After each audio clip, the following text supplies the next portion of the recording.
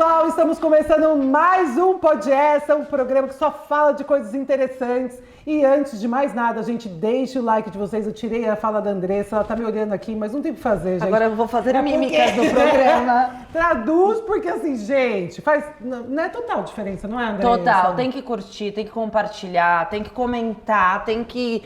espalhar pra família, vizinho. Exato, tem que ajudar, gente. Ajuda a gente, que a gente ajuda vocês com conteúdos de qualidade. Exato, e hoje a gente trouxe um conteúdo aqui que eu amo de paixão, porque quem não gosta de uma cama linda, arrumadinha. Pois mas antes de mais nada, eu vou é. apresentar a gerente de marketing, Sayuri. Falei correto? Certo. Que ela vai contar depois pra gente. Gente, ela é engraçadíssima, vocês vão adorar conhecê-la. Tá sendo bem divertido falar com ela nos bastidores. E a gente trouxe ela aqui pra explicar quais são as marcas do Grupo Amo que você atua. Diz pra gente. Obrigada pelo convite. Epa! Uma honra, um prazer Pra estar gente aqui.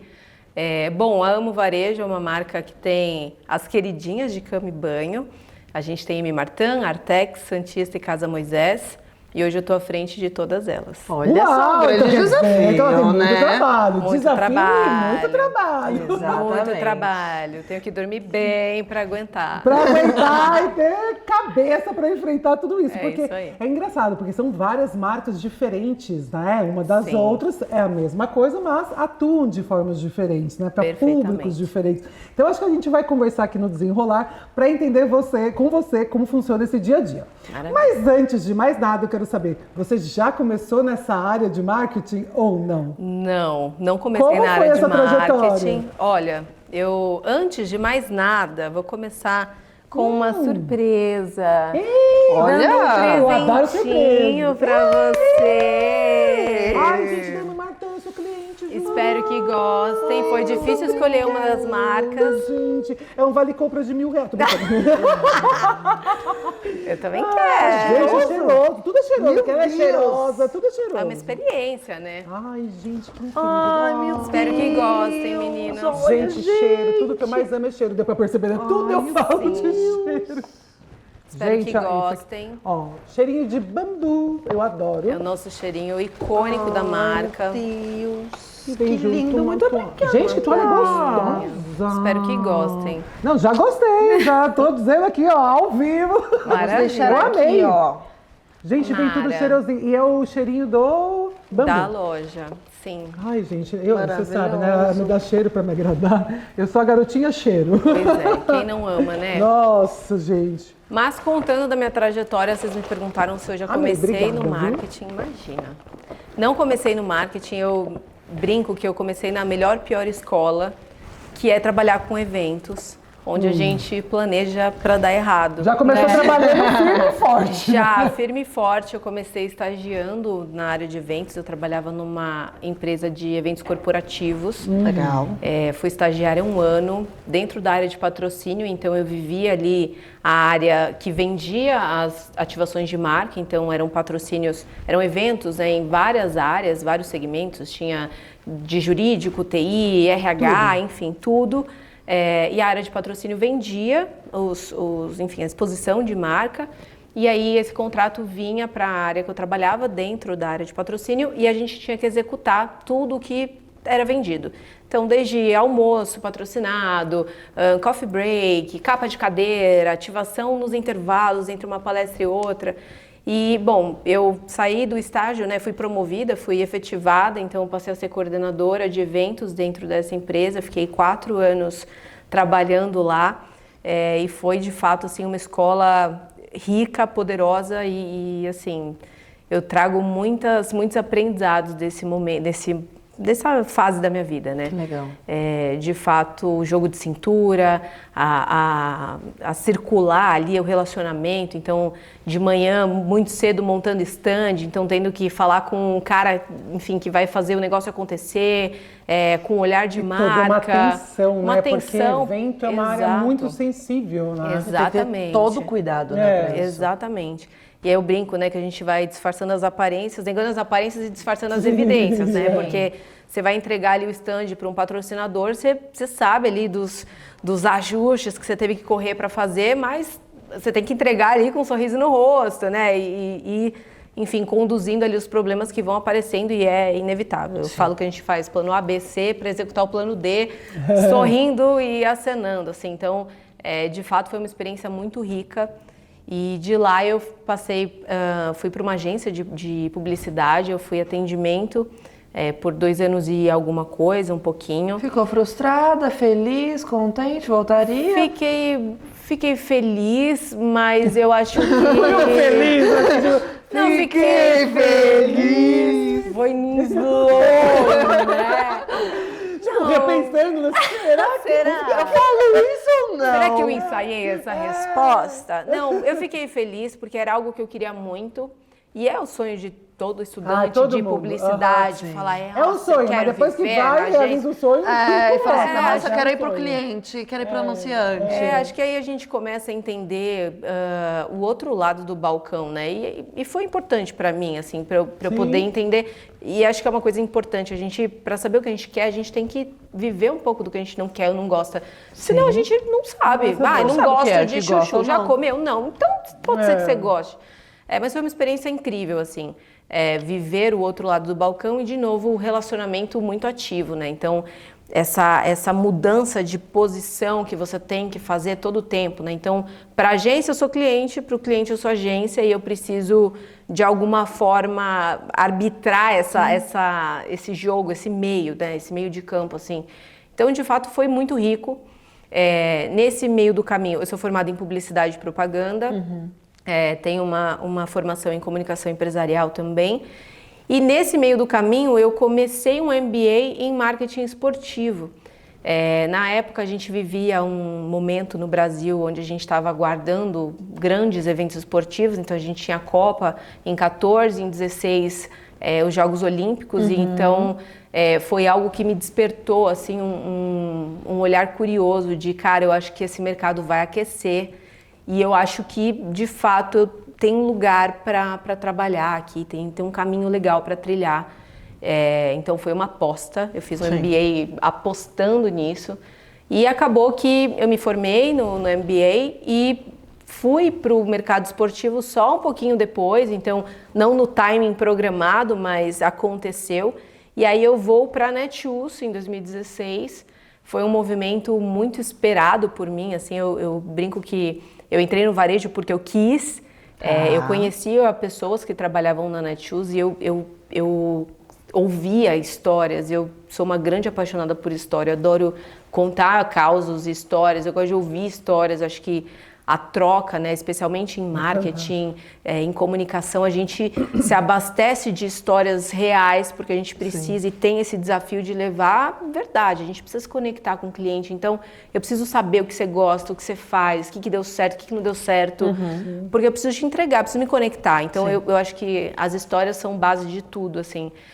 Então, eu ouvia muitas histórias de Netshoes e de eventos que patrocinava, ou que fazia, ou, enfim, ações, ou como era lá dentro. Eu lembro que teve, né, esse movimento das empresas olharem para o colaborador de uma forma diferente. Então, ter uma mesa de sinuca, você falava, cara, que legal, o escritório deve ser incrível. E aí eu fiz uma campanha para entrar na Netshoes. Mas o pessoal jogava mesmo? Porque às vezes não tem jogava tempo pra jogar. De verdade verdadeira, assim. E era junto do espaço ali para comer, enfim, de refeição. Então, a turma levava uma marmita, comia rapidinho e jogava. Tinha uma mini quadrinha com uma cestinha de basquete. De fato, a Netshoes, ela oferecia viver o esporte e viver essa coisa meio que da comunidade. Então, as pessoas eram muito felizes lá. E era verdade quando me contavam sobre isso e eu quis muito estar lá. Eu fiz uma campanha para entrar na Netshoes, começou com eu mandando para uma pessoa conhecida. Minha meta era um meme por dia, na época nem chamava meme, mas eu inventava, assim. Então eu pegava uma foto de um show com uma faixa, daí a faixa estava escrito #Sayuri na Netshoes.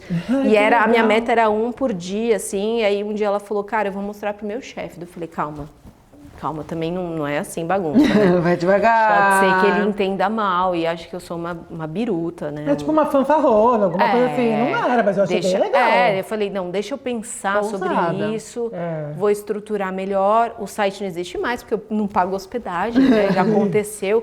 mas existia um site, sayurinanetshoes.com.br, e aí era tudo sobre mim, assim, tinha o Quem Somos era sobre mim, era um histórico da minha vivência, aí tinha as peças, que eram essas peças que eu fui criando, enfim, tinha um vídeo depoimento que ainda existe, depois no off Gente, eu mostro. Você é muito criativa! A cabeça não para, né? Mas mas tem que mostrar isso, gente. Não, isso ia ser incrível. Gente, eu achei incrível o que ela fez, assim.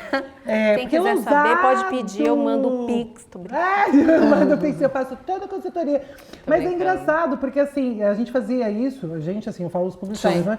Mas para ganhar concorrência ou para falar que quer a conta. Lembra? Eles mandavam nos prédios faixas, ou os caras limpando vidro, tipo, me dê sua conta e tal. Eu achava aquilo genial. Eu falei, gente, cadê isso? Pareceu ela fazendo pra conta. Que incrível. A Sayuri do passado, assim, eu nada a perder, e eu acho que eu sempre tive essa coisa do, se eu não tentar, não dá. Então, acho que eu sempre tive essa coisa meio desprendida de, eu vou fazer. Mas é legal, porque hoje, mandar só um currículo para poder entrar na Netshoes, para ter uma avaliação do RH, né? Esse dinamismo, essa prática, você estava trabalhando fazendo uma campanha, literalmente, né? Tipo, me contrate, exato. Eu acho que é muito bacana. E assim, foi muito legal. Tem um vídeo, depoimento das pessoas que trabalhavam comigo, eu não podia falar para que era, porque não tinha nenhuma vaga existente.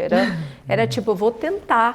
E aí eu brifava assim, olha, faz um vídeo de até 1 minuto falando sobre como é trabalhar comigo, como foi trabalhar comigo. Mas para quê? Não, aí para algumas pessoas que eram mais próximas, amigos e tal, eu contava, para ex-chefes eu falava, depois eu te conto. Porque, enfim, né, era um projeto secreto, aquela coisa do se eu não contar dá certo. Mas enfim, aí deu certo. Te contrataram? Me contrataram, foi ótimo, assim, foi uma... Mas você foi elogiada por isso? Como é que foi? Cara, foi muito curioso, foi muito curioso. Eu lembro que, assim, teve uma passagem curiosa, engraçada. Quando eu entrei, algumas pessoas já sabiam quem eu era e falavam, você é a Sayuri do site, putz, que legal. E aí eu lembro que tinha um evento interno e eu fui com o meu chefe na época, no andar da presidência, para pegar algumas coisas, enfim, eu nem me lembro o que era, mas sei lá, bandeja, era um evento interno que estava tendo. E aí ele falou meu nome alto e uma das executivas falou, você é a Sayuri? E aí, na hora, ele conta que ele pensou, gente, o que essa menina fez? Ela acabou de chegar, não é possível.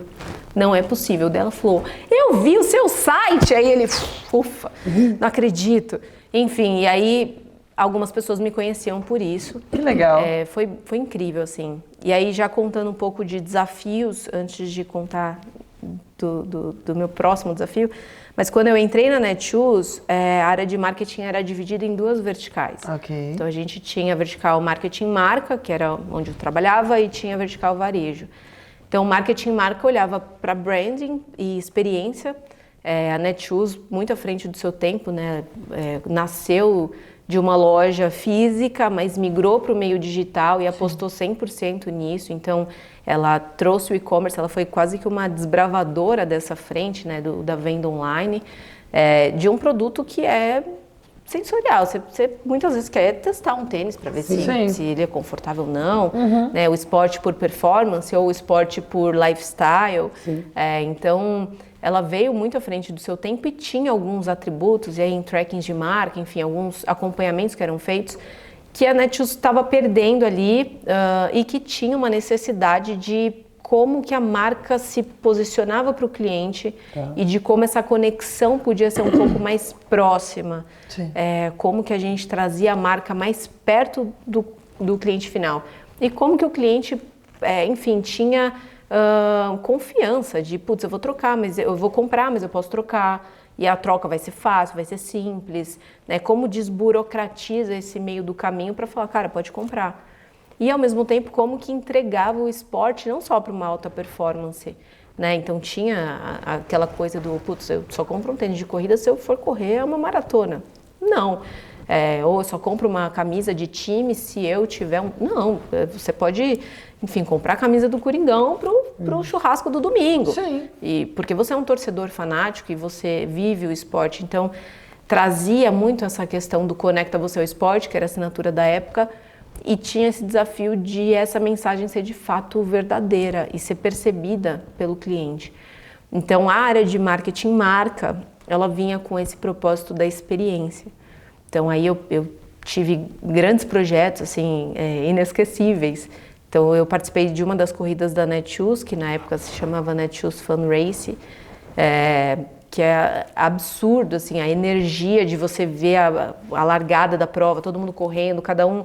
E é todo mundo contra você mesmo, né? É você contra o seu tempo, ou você contra o seu sedentarismo, contra a sua primeira corrida de rua. Enfim, cada um ali com a sua conexão. Isso é muito rico e poderoso. E a energia mesma, né? É maravilhoso. Nossa, é maravilhoso. Eu tenho ainda a lembrança da sensação de eu olhando tudo aquilo e falando, cara, tá acontecendo.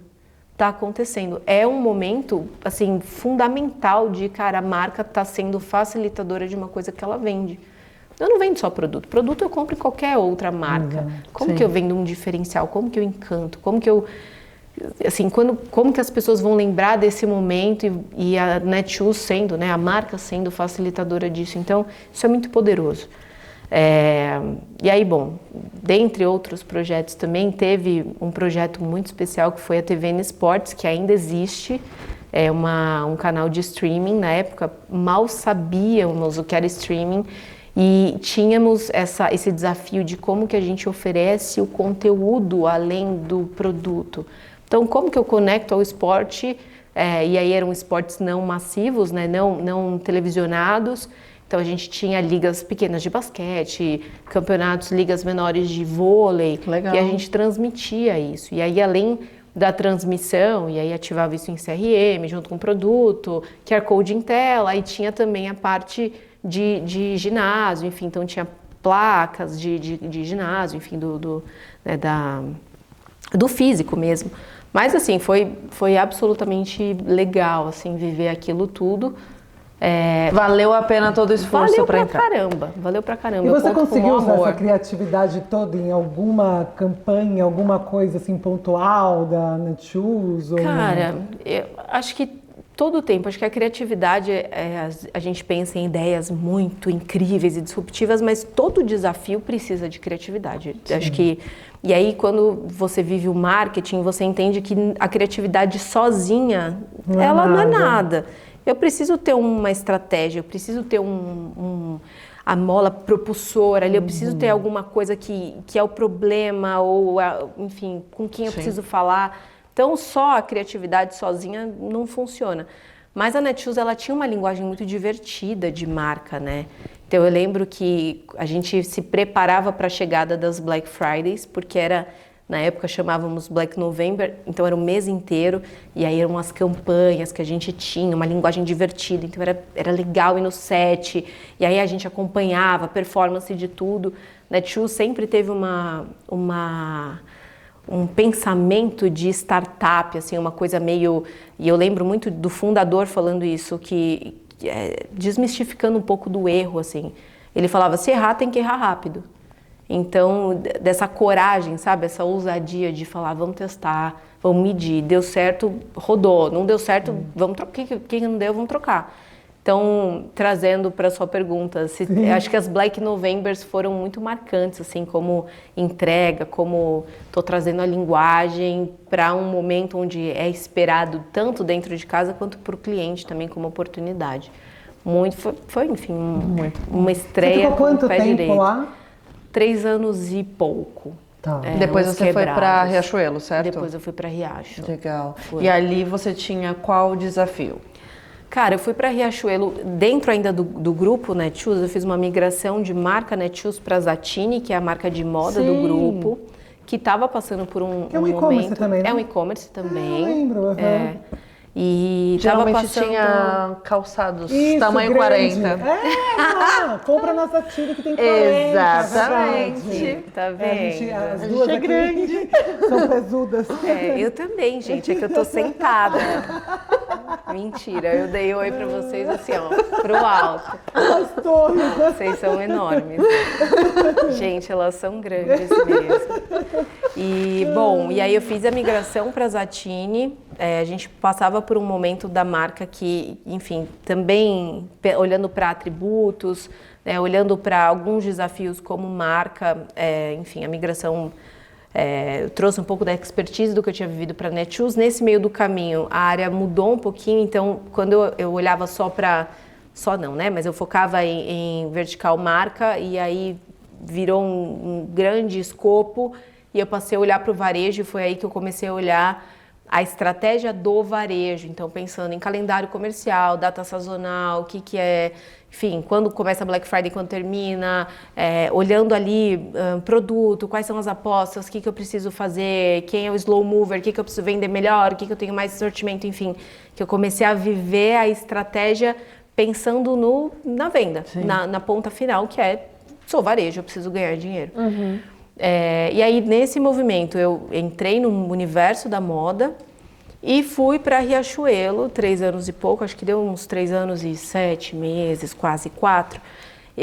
Fui para Riachuelo, que estava num movimento ao contrário, quase que, né? Uma presença física muito forte, um varejo físico muito forte, consolidado, e um digital ali nascendo ainda, na época, 19, era, enfim, estava acontecendo, mas não era muito maduro, não tinha um investimento tão absoluto. Sim. Então eu vim com essa cabeça do digital, essa questão mais do conteúdo, então de olhar para a rede social, de entender como que a gente fazia conexões, como que eu apresento uma tendência para o cliente. Então, putz, o que é cropped? Sei lá. Como que eu monto um look com isso? Como que eu vendo isso?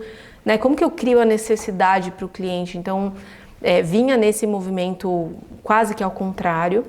Quando eu cheguei na Riachuelo, a gente já estava trabalhando, eles já estavam trabalhando num processo ali de posicionamento de marca, então eu acompanhei de setembro em diante esse movimento, o planejamento era lançar em março de 20 a nova assinatura. Exatamente. Então foi feito um trabalho. Mas foi bom. Mas foi um desafio absurdo, assim. Sim. Mas acho que para todo mundo, né? Mas no sentido contrário, a presença deles no digital, ela precisava. Então foi quase uma força. Ainda bem, verdade. Não, eu e uma turma, assim, que trabalhou incansavelmente, assim. Sim. Acho que todo mundo viveu, né? Cada um... Sim, um cenário. Cada um do seu jeitinho, mesmo assim, vendendo, acho que... mesmo, né, sendo positivo, todo mundo ralou, assim, né? Mesmo se tivesse, aliás, ninguém acho que estava preparado. Ninguém. E aí caiu nessa seara toda. Mas que bom que estava nesse momento estruturando tudo. Né? Exato. Foi um grande impulsionador, assim. Então, projetos que a gente falava, sei lá, de o segundo quarter de o ano, sei lá qual pra frente. Aí, não, traz pra cá, desenvolve agora. E foi um movimento, assim, que tirou a gente da zona de conforto, virou uma zona de desconforto, literalmente, porque a gente estava trabalhando nesse projeto de posicionamento de marca, era o lançamento de uma nova assinatura, onde falava Viva a Moda. A gente lançou e 3 dias depois tira o dinheiro da mídia, pausa todo mundo, o que a gente vai fazer, e o planejamento de social, o que a gente vai fazer, e puta, não sei o que fazer. Todo mundo quebrando a cabeça, né? Quebramos a cabeça pra caramba, e uma assinatura que naquele momento não dava pra falar Viva a Moda, a gente não sabia como ia ser a vida, como falar viva, imagina. né? Podia isso virar de uma forma negativa, muito exato. negativa. Então ter cautela com tudo que estava sendo construído e né, com respeito ao momento que a gente vivia como humanidade, né? Era uma coisa absurda. Então a gente parou as máquinas completamente, assim. A gente investiu num projeto com influenciadores e aí eram micro-influenciadoras, assim, que chamava Juntas Nessa. Então a gente convidava as pessoas para falarem de rotina, assim, nesse começo. Sem saber muito bem, porque era aquela coisa, não, daqui 15 dias todo mundo está no escritório. Não, daqui a pouco, daqui um mês. Não, talvez daqui 3, daí o ano, né? Então a gente não sabia muito bem o que fazer, mas a gente começou a trazer muito o contexto da marca dentro de casa. E quando a gente fala de moda, imagina, o que você usa em casa? É a calça de moletom, uma camiseta, enfim. E aí você começa a entender que, putz, eu vou fazer uma reunião online, precisa estar bonitinha. Da cintura pra cima. Mas assim, tipo, termos como conf, que mal se sabia, mal se falava, tudo virou conf. Então, todo mundo comprando da cintura para cima, mas com a calça de moletom, aquela meia quentinha. Então, assim, de fato, a gente teve que se reinventar e reinventar a moda, né?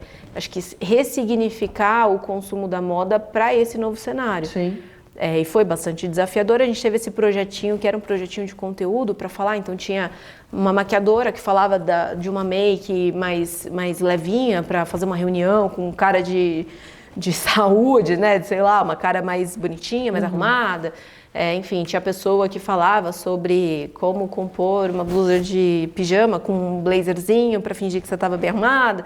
Enfim, eram conteúdos mais levinhos, assim, até que a gente, assim, e aí pegando um gancho de coisas que talvez a gente fale, mas da importância da criatividade independente do cenário, assim, do contexto. E eu gosto muito dos ICs, eu acho que saem grandes ideias quando a gente exercita, assim, e se a gente fizesse? Aí pode ser que a ideia seja ruim, mas alguém fala, e se, não sei. E aí, enfim, daí nascem grandes coisas. E aí, em um IC de uma reunião, saiu, você viu a live da Marília Mendonça? Ela vai fazer uma live, o Gustavo Lima tinha acabado de fazer a primeira live, tinha durado 7 horas, 8 horas, tinha sido uma polêmica. Imagina, a gente estava em casa, não podia sair, não podia receber ninguém, não podia fazer nada. Bota uma live lá, assiste o cara cantando, né? Enfim. E a gente foi tentar negociar com a Marília, deu certo. A gente vestiu a Marília na primeira live dela, era um tubinho preto. Que legal! Cara, foi um golaço. Foi um tubinho preto, despretensioso. A gente vendeu tudo, acabou. A gente tinha estoque CD, as lojas nesse lugar já estavam funcionando quase que como mini CDs, enfim. A gente tinha os estoques sendo integrados. Comprou, retirou na loja. Nem podia retirar, a gente manda, era uma coisa bem, assim, bem acelerando o processo do e-commerce, né, para Riachuelo. E foi assim um golaço mesmo. Daí a gente entendeu que, temos um cristal aqui para lapidar, pode dar bom. E aí a gente desenhou um projeto onde a gente passou a investir nas lives. Então aí a gente mandava look para o cantor, para a esposa do cantor, para o filho do cantor, enfim. Aí fazia positivação, aí tinha que falar, aí tinha que ir a cor de tela. A coisa começou a crescer. E foi, assim, de fato, um projetaço que trouxe pra gente muitos aprendizados e que acelerou muito o digital da Riachuelo. E enquanto isso, a gente pegou tudo que tinha de posicionamento de marca e falou, tá, legal, vamos aproveitar esse tempo pra gente revisitar, pra gente entender esse novo cenário. Como que essa mulher que era o nosso público, né, falando de Riacho, como que essa mulher tá vendo a moda, como que ela está entendendo, como ela recebe, como que ela se traduz. E aí a gente foi mergulhar de fato, a gente fazia reuniões, a gente trabalhava um modelo de sprint que era muito rico. Então, junto com a agência, time interno, a gente ia para discussões, fazia exercícios e fazia grupos de pesquisa. A gente ficava ouvindo as entrevistas ali, ouvia o cliente falar, o que é muito poderoso, né? A gente tem muitas suposições, a gente acha muita coisa, mas será que na ponta é assim que funciona? Será que é assim que o cliente recebe? Será que ele está entendendo o que eu quero, além do produto, né? Será que o benefício está sendo percebido de fato? É importantíssimo, né? A gente ouvir o consumidor, né? Ouvir essa jornada, entender realmente, né, as ameaças, as oportunidades, exatamente, né? Exatamente. E sair desse lugar de conforto. Eu sei o que eu estou fazendo. Não, eu quero ouvir você, do que você está querendo, o que você precisa, né? E acho que do nosso papel ali do outro lado do balcão, como área de marketing, essa escuta é muito essencial, assim.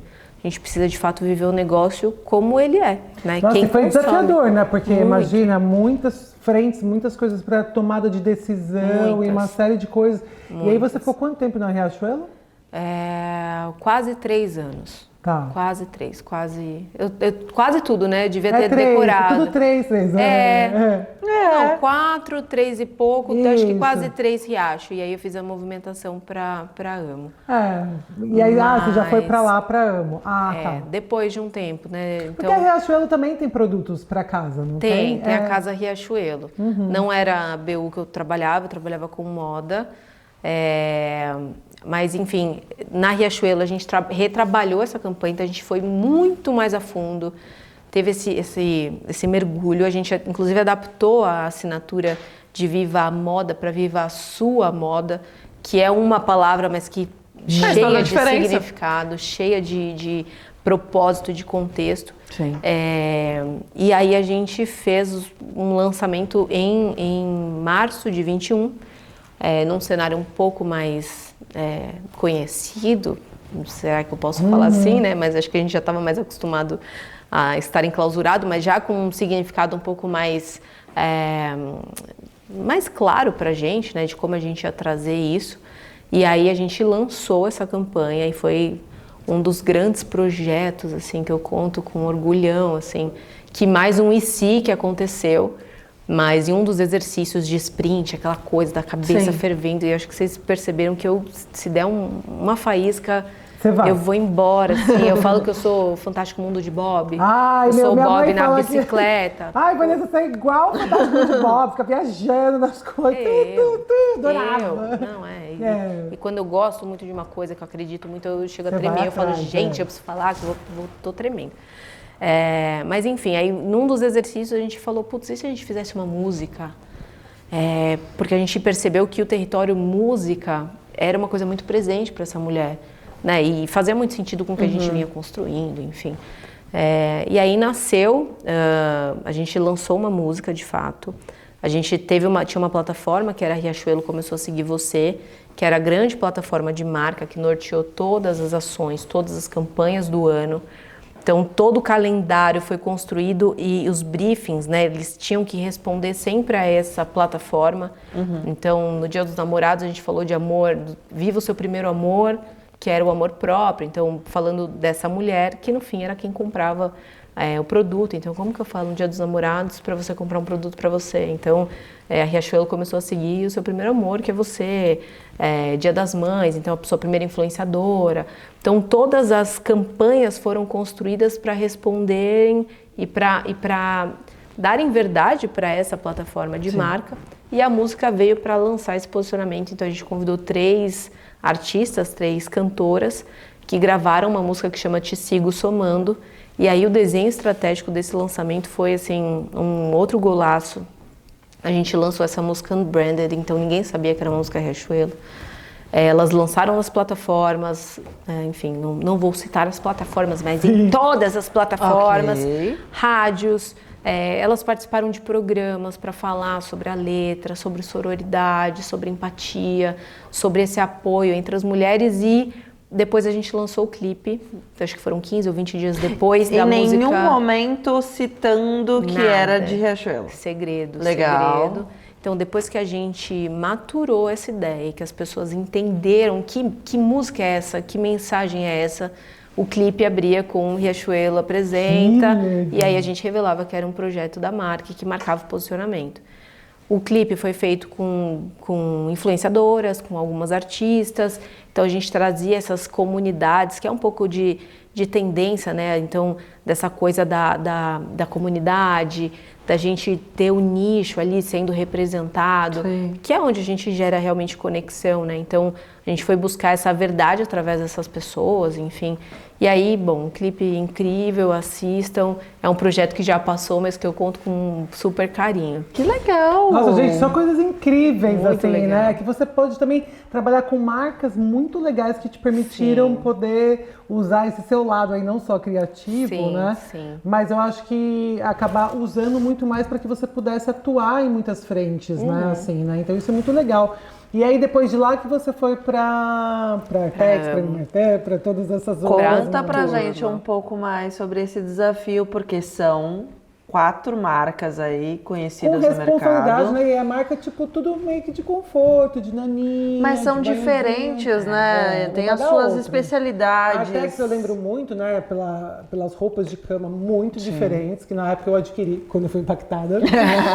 Porque eu achei demais. Eu falei, gente, eu era mais nova também, então, sabe, coincidiu com o momento. Eu falei, nossa, tudo colorido, que demais. Nossa, mas eu amei, assim.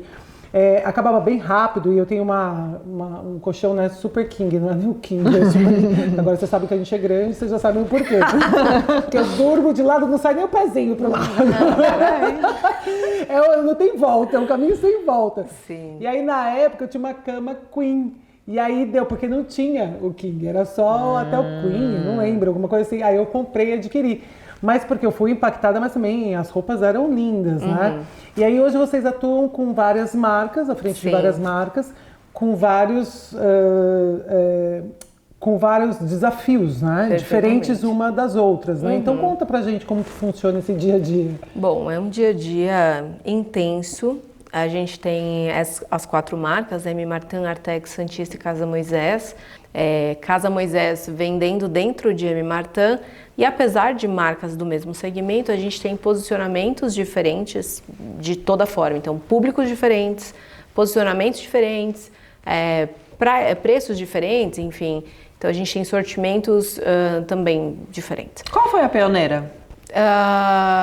O Grupo Amo foi adquirindo as marcas à medida que, enfim, que foi saindo da indústria, indo para o varejo.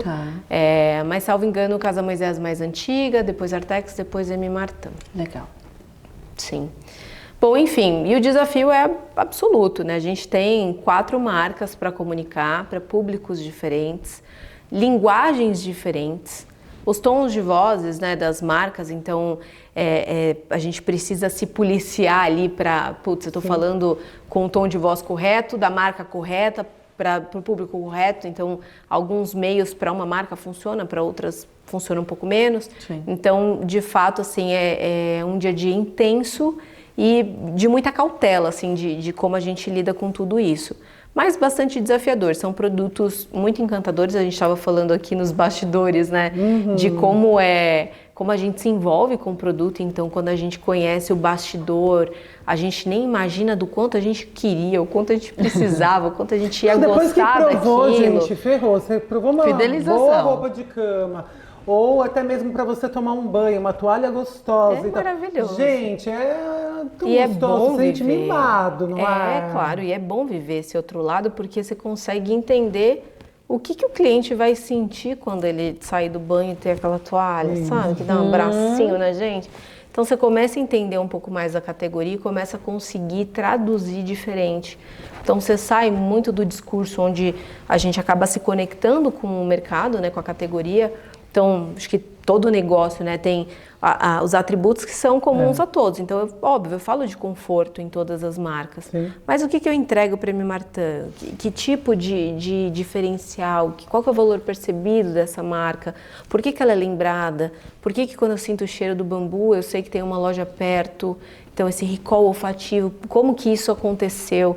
Isso é consistência, isso é frequência, são muitos anos trabalhando, né, esse signo da marca para que ela fosse reconhecida. Então, cada uma na sua particularidade tem ali seus desafios durante o dia e o planejamento, e aí cada uma tem o seu calendário, cada uma tem a sua equipe comercial, sua equipe de produto, e o marketing sempre trabalhando ali como um grande integrador, assim. Eu vejo a área de uma forma muito estratégica e é uma área que precisa escutar, a gente precisa circular. E eu falo isso para minha turma assim, ó, um monte. Você trouxe alguém aqui e fala assim, frases clichês da Sayuri. Uma delas tem que circular, cara. Tem que ir no comercial, tem que entender as apostas, por que comprou mais de um, não comprou mais do outro. Time de produto, ó, a gente recebeu um desafio aqui, esse cara não está girando, o que eu tenho de atributo diferencial aqui que eu posso apresentar para o cliente? Qual que é o diferencial? Que tipo de conteúdo eu estou criando? Será que o influenciador contar? Será que isso traz um benefício diferente? Eu trago um uso diferente para o produto?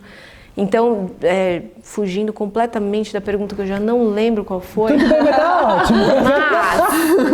Mas eu acho que falando você lidar desse com contexto, tantas marcas, né, com diferentes situações. E hoje tem que você se trabalha no 360, né? 360. Em todas as frentes para eles, tanto no off quanto no digital. Qual você acha que é o mais desafiador hoje? Cara, tudo é. Mas a jornada do cliente, ela não é linear mais, né? O que a gente aprende na faculdade, que você vem daqui, isso esquece. Não. Eu preciso mostrar e eu preciso apresentar produto e dar respostas. Então o cara está na loja, mas ele está aqui olhando o concorrente, ou ele está olhando no seu site, ou ele está olhando... Enfim, a gente hoje briga não só com players concorrentes, mas a gente briga pela atenção do cliente, pelo bolso do cliente. Então a gente tem um desafio hoje, né, e aí misturando completamente, mas de comportamento mesmo, onde a gente disputa atenção, de certa forma, né?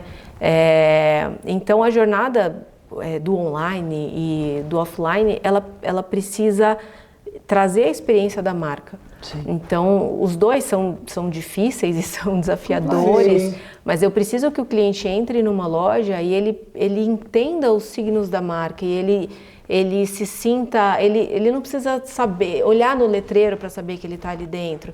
Vocês estão a nível nacional? Nível nacional, todas Todas as regiões? Santista, só e-commerce, Tá. mas as outras marcas, M. Martin e Artex, nível nacional, e Casa Moisés sendo vendida dentro da loja M. Martin e site M. Martin. E você sentiu que a questão eu vou te falar de questão de faturamento, mas a loja física ela tem um maior faturamento do que o digital, ou hoje já está mudando esse processo por conta da presença que vocês O digital trabalham? ele tem a sua relevância, claramente, mas falando do negócio, a loja física ainda tem uma relevância maior.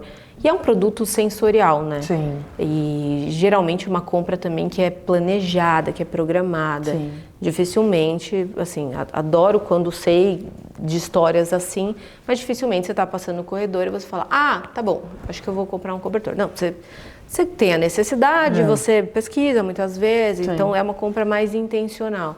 Sim. E vida também é uma experiência. É uma também, experiência, né? Você exatamente. vai na loja, você quer se jogar ali, sentir se é fofinho aqui, né? Tem toda essa questão que traz essa segurança. Exato. Né? E as marcas, como são marcas bem reconhecidas e marcas muito maduras, o relacionamento com o vendedor ainda é um super diferencial. Então, até você falou, tem até o WhatsApp da pessoa da loja. Isso. É muito comum nas marcas que a gente...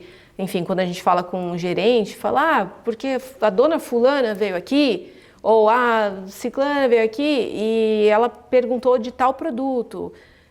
Cara, isso é muito rico, né? Porque é a marca sendo quase que humanizada, personificada e enfim, a gente é representado por essa pessoa para o cliente final. Mas ficou muitos anos, né? Acho que não sei se era a dona uma vez. Tinha, né? Uma que apresentava Sim, M. Martin. M. Martin, nos anos 90. Isso, eu lembro, gente. Eu tenho uma memória de elefante. Maravilhosa, maravilhosa. E ela ficou anos apresentando, e aí você tinha ela como referência, assim. Aí depois tirar, porque já deu, aí tirou. Era como se fosse uma influenciadora. E ela falava realmente dos produtos e tal. Era bem interessante, assim, porque na época, pelo menos, era difícil ter alguém muito associado, né? Tinha nos merchan que a gente assistia e tal, mas não tinha tanta essa... Ela sendo a representação da marca. Isso. Então ela ficou bastante tempo, eu lembro. E traz uma verdade, né? Traz o... Cara, é o negócio dela, nasceu com ela, com as filhas, enfim. E aí a história da marca é muito legal, assim... mas aí depois entrou, o Grupo Amo comprou e, enfim, aí acaba que é uma segunda jornada dessa marca. Sim. Mas muito rica também, muito rica. E dentro dessa experiência que você tem aí no grupo como um todo, tem algum case ou algum projeto que brilha os olhos?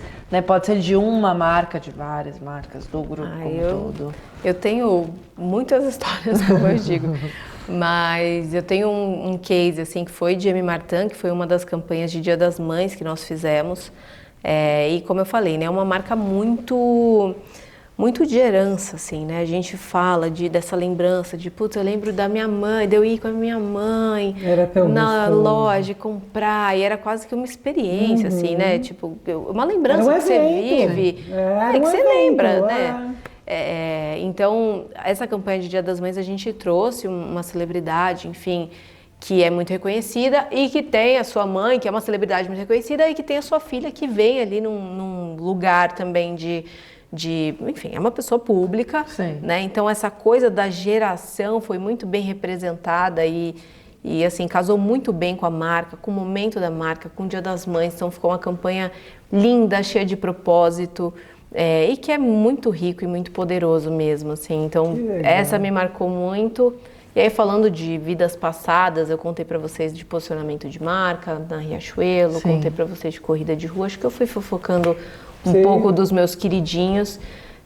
Riachuelo teve Moschino, quando a gente fez Collab, que foi também foi uma experiência incrível, do começo ao fim. Nossa, não, foi incrível. As vitrines estavam lindas. Nossa, ficou incrível. O time de VM, olha, não vou nomear porque eu seria injusta, mas Você eles trabalhou sabem. Com a Gláucia? Sim!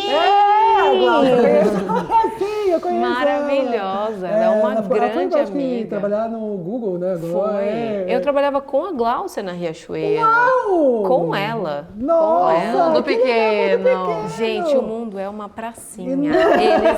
O resto é estatística que eles inventam pra gente. Engraçado, que isso, legal. muito doido, né? É, muito doido. Depois a gente fofoca Vamos dessa fofocar parte. Depois. Mas um eu amei beijo, saber. Gláucia. Glau, você é beijo. tudo pra mim.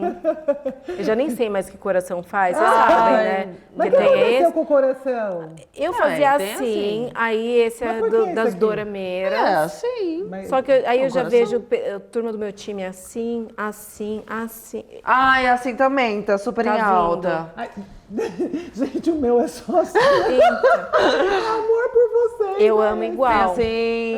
Então, eu já não sei mais qual fazer. Vocês viram que eu fui variando, né? Conectada. Conectada. Importante é muitos corações. É importante amar ao próprio. Independente do que for, você quer amar. Vamos naquele momentinho. Pode essa com a Alan? Pode. Pode essa? Se fosse a entrevista das 9h30 da manhã. Nossa, Não, mas aí... merecendo. Porque assim, eu tava mais animada, agora eu tô meio... Mas olha, ia vamos durar animar. mais de 5 horas Gente, porque essa ela é demais, entrevista. é uma das entrevistadas de todo o podcast que eu mais gostei. Era incrível, olha! divertida, verdade. Gente, vocês curtam, compartilhem, deem engajamento, É porque isso aí. vamos valorizar. Tira um e pode ler. Ai, não, porque você é demais, você tem uma energia boa. Não sei, é legal. Ai, como gente, você eu fiz fala. dentinho. É bom quando tem isso. Ai, que saco. Que às vezes é assim, ó, mas é de zoeira. Fica tranquila. O que fazer para não deixar o conteúdo cair na mesmice? Deixa a criatividade fluir, gente. Que signo é você? Escorpião, com Ai, ascendente gente, em Áries. Ai, ai, gente, a minha irmã é ao contrário, ela é Áries com Escorpião. Dá bom também, eu Dá acho. super baixo, que dá. Não, mas é igual, essa energia, essa coisa, tem um humor mais ácido, mas tá ali, ó. Eu adoro. Agridoce, quase. É, o agridoce. E eu tô, assim, calminha, tranquila, tá? Tô Mas posturada que e calma. Mas, gente, falando do conteúdo cair na mesmice, é de fato um desafio, porque a gente acostuma a fazer o que a gente conhece, o que a gente sabe, né? É natural. Eu já sei fazer muito bem. A gente falou disso em outro contexto, mas já sei fazer isso muito bem. Sim. Você vai repetir, você vai fazer, você sabe que engaja, você sabe que dá bom, você sabe que o seu público gosta. Até o momento que você começa a ver que não engajou mais, que tá tudo muito igual, a leitura tá igual.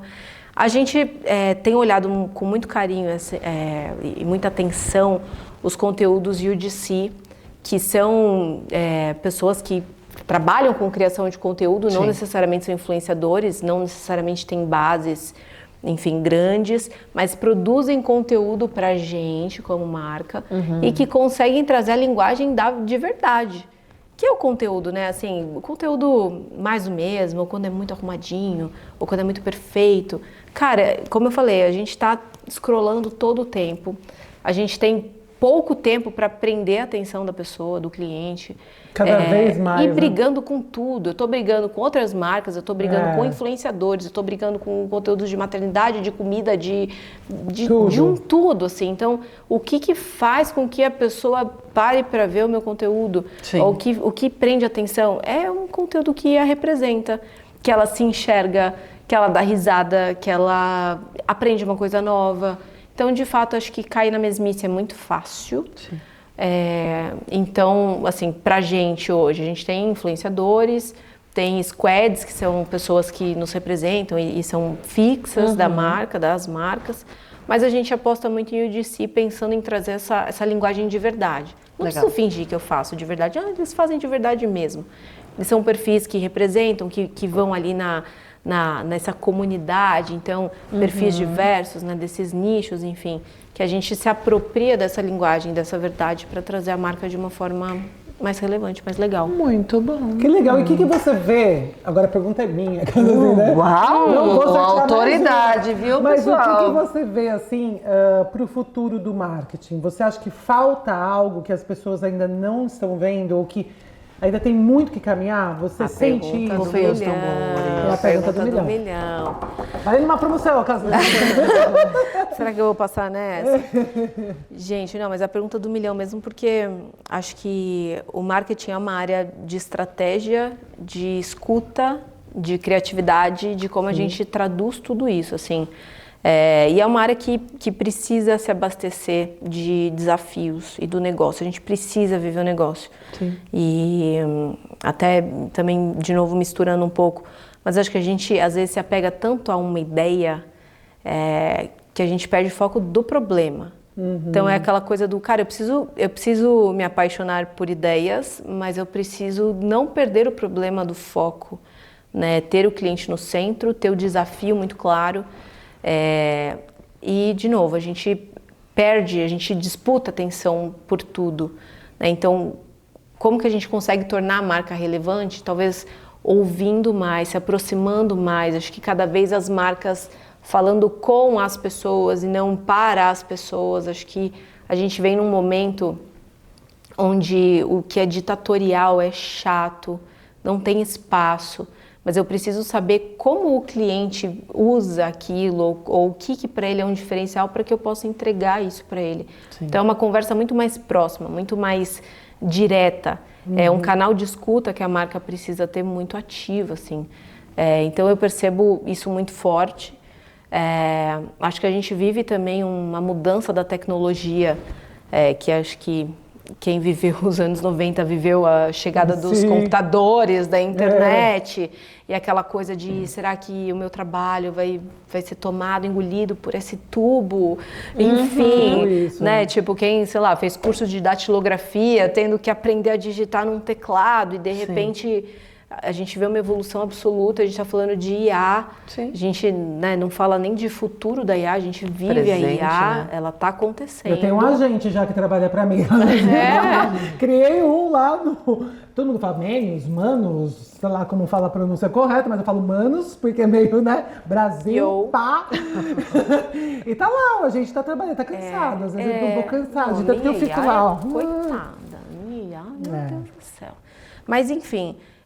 já é o presente, a gente já vivia isso antes, mas a gente não sabia muito nomear, né? Então, quando a gente fala de, sei lá, eu quero ir numa rua e eu vou pôr lá o endereço, de alguma forma é uma inteligência acontecendo. Então, a IA vem ganhando espaço pra gente, e hoje vem nessa ferramenta. Então, tem até um estudo do Gartner que fala de uma projeção de até 2028, eles projetam a queda de 50% das buscas por buscador. Porque as pessoas, elas não querem mais ter que buscar, e elas querem a resposta direta. Então, com isso, acho que a gente perde um pouco dos atritos ou das possibilidades que a marca tem de se conectar com o cliente. Eu preciso estar na cabeça do consumidor antes mesmo dele pensar que ele tem uma demanda. Então, acho que essa antecipação da marca presente de uma forma relevante, sem abrir mão do seu propósito, Porque tem isso também, né? A gente fala muito de estratégia, de venda e tal, mas o branding está acontecendo, é cada vez mais um diferencial competitivo. Marcas fortes, marcas que entregam propósito, marcas que têm verdades, que se conectam, que escutam. Então é um desafio, assim... Bem grande. É absurdo, mas... Enfim, eu sou uma grande eu acho que apaixonada. eu também, eu acho que vai ajudar, vem para somar, eu acho que não vejo nada de negativo e eu acho que quem vê tem que ficar estudando, estudar e se especializar, porque eu acho que as próximas contratações vão ser feitas nisso, com base nisso. Então, esse profissional, você sabe mexer? Quais são as IAs que você mexe? O que você sabe fazer? E aí eu acho que vai entrar junto com o que a pessoa e o profissional já teria de escopo ali de entrega para aquela empresa. Eu acho que é isso que vai acontecer, simplesmente isso. Claro, vai reduzir algumas áreas, porque viu que não precisa de tudo isso Cara, não tem muito o que fazer. Isso já vem acontecendo durante muitos anos. Muitas coisas vão sumindo ou desaparecendo, profissões, mas outras vão surgindo também. Surgindo, exatamente. A gente tem que se moldar, né? Até assim, se a gente for lá no passado, uma profissão era o cara que passava batendo um sino 6 da manhã. Isso. Até que veio o despertador e e faço o quê? Não, e é o que eu falo, às vezes eu falei pra Andressa, não que todo mundo deva fazer isso, eu acho que todo mundo deve consultar médicos e tudo. Mas às vezes, né, eu não consigo falar com a minha terapeuta, eu tô tendo um surto aqui, você consegue me ajudar? Você não vai. Então, você às vezes escreve aqui alguma coisa, às vezes eu uso pra sonho, eu sonho muito. Eu tenho 2 vidas, a Vanessa na vida real é que sonha, acorda cansada, fala, sonhei demais. Corri de bandido, corri de monstros, sabe? Então, eu acabo sonhando muito. E eu sempre tive curiosidade de fazer terapia voltada pra psicanálise de sonhos. Joguei na IA, eu fiquei passada. Eu falei, gente, o que é isso? E ela, eu falei, só coloquei que eu sonhei com um cachorro, que ele atravessou e morreu. Aí tipo, a pessoa já vem, não, porque no seu íntimo profundo, mas ela fez um relatório que eu desacreditei. É algo que a gente tem que até tomar cuidado. Tem. Porque a IA generativa, ela tem uma questão de que ela vai te responder alguma coisa, não necessariamente essa coisa é verdade ou tem validação. Tem um outro case. Tem esse da psicanálise que é tudo lindo. Aí tem um que deu errado. Estou eu consultando minha rede de Wi-Fi. Falei, tem uma rede aqui, não sei o que. E eu vi lá um iPhone 12, que era igual ao meu. E o meu... Falei, gente, mas tem 2 iPhones aqui na minha rede. Joguei na IA. Falei, mostrei a foto. Na minha rede Wi-Fi tem isso, isso, isso. Pá, alerta. Você pode estar sendo vigiado por um site espião. Pra quê? Aí o quê? Espião? Falei, pronto. O que eu devo fazer? Né? Cara,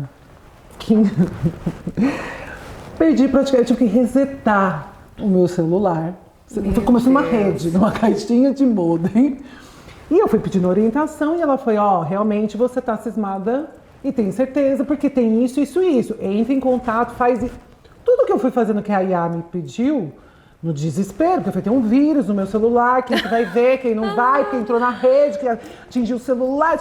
Conclusão, resetei tudo, perdi um monte de coisa que não estava salvo, porque eu lembrava a senha tal, o PIN tal, não sei o que. Então, gente, valide. Nem tudo que tá nessa IA. Eu quase xinguei ela. É que não dava pra xingar, porque eu fico com medo dela se revoltar comigo. Ela sabe muitas coisas agora dos meus sonhos e segredos. Eu brinco que eu peço por favor e agradeço, porque vai que tem uma revolução robô, ela vai olhar e falar, pelo menos era educada, pedia com isso, ela foi fofa, não vamos matar ela. Mas é isso, então é válido o que você falou. Validíssimo, porque comigo aconteceu desse mesmo modo. Uma coisa muito negativa que eu me apavorei não era essa imensidão toda. E uma coisa que, ok, foi positiva, eu posso compartilhar com meu terapeuta depois. Olha, eles não gostam muito. Mas eu falo, então consultei ali. Sei, já devem estar vendo isso acontecer, né? Mas assim, tem que ter o uso consciente exatamente pra gente filtrar o que eu assumo como verdade ou não, porque uma vez que você fala ali, acabou. É um dado que você soltou que pode não ter validação nenhuma. Para saber lidar com a informação que está disponível para você. Perfeitamente. Porque quando você é estudante e tudo mais, você trabalha com artigos, você lê muitos artigos científicos com embasamento, com a fonte, e mesmo assim você tem uma opinião que pode ser contrária ou a favor de determinado artigo. Da mesma forma, a gente tem que utilizar a inteligência artificial nesse quesito. Sim. Eu recebo informação, ele me traz agilidade, ele me traz praticidade, mas eu preciso validar essas informações para ver se elas são pertinentes ao meu momento. É muito importante. isso. Sim. O fator interpretação e o fator validação do que tô lendo. Será que... Porque às vezes também você fala, me traga as fontes. Aí você clica, é um link que está inativo, porque ele precisa te responder. Ele vai criar alguma coisa para te responder o que você perguntou, ou enfim. Então, acho que a gente ainda está nesse processo de ir aprendendo, mas a IA, ela também traz para a gente algumas facilitações. Então, estava até conversando com o meu time recentemente. Às vezes a gente, sei lá, vai fazer um trabalho de desdobramento de uma peça em 12 formatos. Sim. Cara, quanto tempo será que a gente perde para fazer o desdobramento disso? Versus, será que tem uma ferramenta que pode automatizar a partir de um KV e de uma peça conceito? Enfim, então tem muita solução. Ou fiz uma foto mais cropadinha ou que está na vertical e eu preciso trazer isso num banner. Eu consigo ampliar e criar o cenário como um todo. Cara, eu acho que é nisso que a gente precisa se aperfeiçoar, porque isso traz facilidades. E eu consigo não excluir o trabalho humano, mas potencializar o trabalho humano. Então, o que eu faria em 3 horas de trabalho, eu vou fazer em 1 hora. Porque eu vou perder um tempo, sei lá, validando as peças que a IA me entregou, eventualmente. Sim, é um exemplo, claro. Mas entender para dentro do negócio como que a gente usa isso ao nosso favor. E não ter medo, né? Porque às vezes a gente fala, não gosto desse negócio, tenho medo, você gosta aí? Não gosto, já passou um dia, já tem outra novidade. Experimentar. E assim, não adianta eu gostar ou não, tá aqui. Eu tô vivendo com isso. O telefone era discado, ele tinha um fio e hoje a gente está aí com os smartphones pela frente. Então tem que evoluir. Evoluir. Exatamente. Mas a gente quer agradecer muito a sua vinda. Ó, coraçãozinho pra ela. Coraçãozinho. Ela vai ser assim, ó, deste tamanho. Eu amei, gente. Ai, a gente também amou. Venha amei sempre muito. quando você quiser, quando tiver novidades, quiser contar pra gente. Meninas, vamos lançar isso, aquilo. Pode vir aqui, tá bom? Que as portas estarão sempre abertas para você. Muito obrigada, foi maravilhoso. Obrigada. Que bom. E para vocês que ficaram aí até o final, não deixe de dar o likezinho, hein? Vou encher o saco de vocês e infernizar. Por favor. Por favor, aquele beijo. Tchau, Tchau, tchau.